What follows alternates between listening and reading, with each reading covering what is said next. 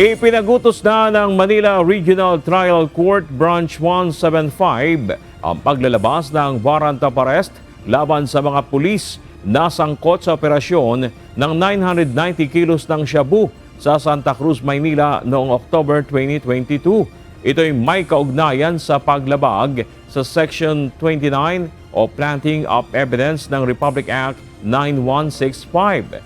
Sa desisyon ng Korte, nakitaan ng probable cause ang kasong isinampa ng DOJ laban sa mga opisyal at tauhan ng PNP.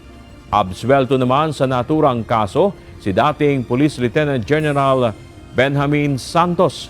Ipinagutos din ng Korte na ilipat sa Manila City Jail si Police Master Sergeant Rodolfo Mayo Jr.